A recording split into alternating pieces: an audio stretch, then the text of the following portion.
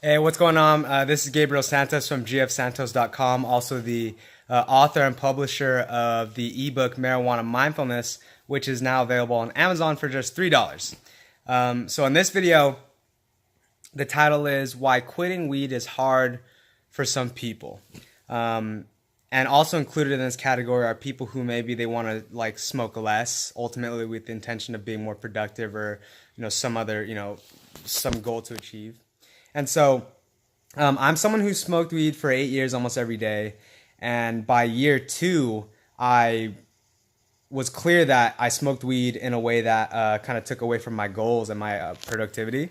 Yet, even though I knew that, I still had a hard time changing my habits, whether it was to quit or to take a break or just to simply say no on certain days. It was hard for me. And it took me a while to really figure out a lot of things about myself and about weed and about habits and things like that. But in terms of this topic, the reason why it's hard to quit weed or to change your habits, there's many different explanations, but here's one, okay? So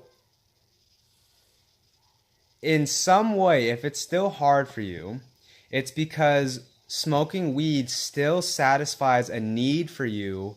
And I don't mean need like you're needy or need like you're wrong for having a need. I mean like there's something that weed does for you that gives you value in your life. And by not doing weed, you're removing this piece of value that you're not able to replace in other ways yet. So for example, if you're someone who smoked every day, maybe one reason you value weed so much is because it's this surefire way that you know to relax, or it's a surefire way for you to not feel stressed from your problems, or it's a surefire way for you to be entertained, or a surefire way for you to enter a more spiritual realm, what have you. Maybe you have suicidal thoughts, maybe, I don't know, but there's a purpose that weed serves you with that helps you. There must be. And what's happening is you realize that you may use it in a way that also doesn't serve you, but ultimately what's kind of winning the decision point on those times when you say yes, when you really mean to say no, is that you haven't found another activity or another something, another habit, if you want to call it, that brings you the same value, at least equal value, or not more value than the way weed does. Okay.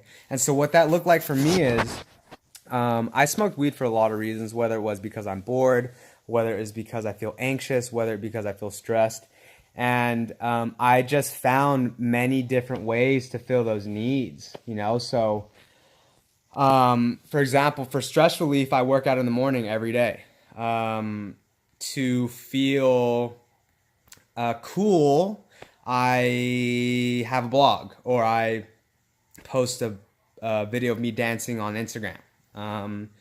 To feel confident, I do a lot of deep inner work, but what actually has me feel confident and certain, as opposed to anxious and insecure, it's honestly, it's a lot more to explain than this video, but the long story short, like I've found ways to meet the needs and the value that marijuana used to bring me.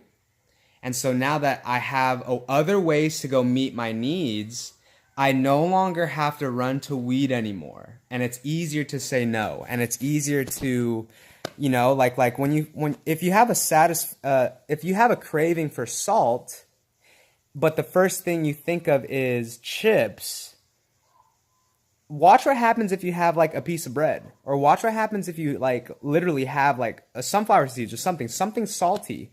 You just need to figure out what it is that you're really craving, because it's not just like the activity of smoking weed. Sorry, my piece of hair is just ridiculous. It's not just weed. There's other need. There's something even deeper than weed. And so I found different ways to meet my needs. I know you can find them. So just kind of tinker, and it's not, maybe you won't find it on the first try. Maybe you will. And on top of that, I still smoke weed. I used to be someone who thought I needed to quit, like, oh my God, I'm addicted. Oh my God, da da da. I'm a something bad person, whatever. No, I found out the key for me, and I still smoke weed because I enjoy the experience of getting high. just like I enjoy the experience of getting drunk, but I only drink maybe less than a handful of times a month. And I smoke once a month, 2 times max. 2 times max. And that's coming from someone who like, oh man, like, I felt like I had no control. And that's what the book I wrote about covers, like that whole like if you're someone who is so in the pits right now, like you've tried quitting, you think quitting's your only solution, you're pretty much convinced that I just hate this piece of hair right here. You're just convinced that like there's no way that you can control it. I understand. I get how like confusing it is, and you're like certain that there's no like weed is bad for you and blah blah blah blah blah, but I promise you, if you're someone who likes weed but you just want to find a way to have your life be on track and have that voice in your head of like, should we smoke weed, should we not smoke weed, you're bad, we need to figure this out, to die off, I highly recommend you buy my book. It's only $3. It's only like 61 pages. Okay. Okay, that's my recommendation to you.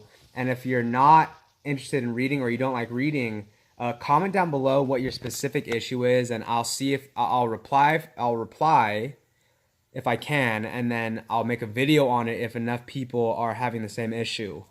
Because I get how fucking confusing it is and how much it hurts and how depressing it can be. But yeah, so just try that out, guys. Figure out what value does weed bring to your life, and what are some other ways you can meet those values. Okay? All right, so that's everything, guys. Gabriel Santos, gfsantos.com. Marijuana Mindfulness on Amazon for $3. Get your copy. And that's it. Have a good day, guys. Peace.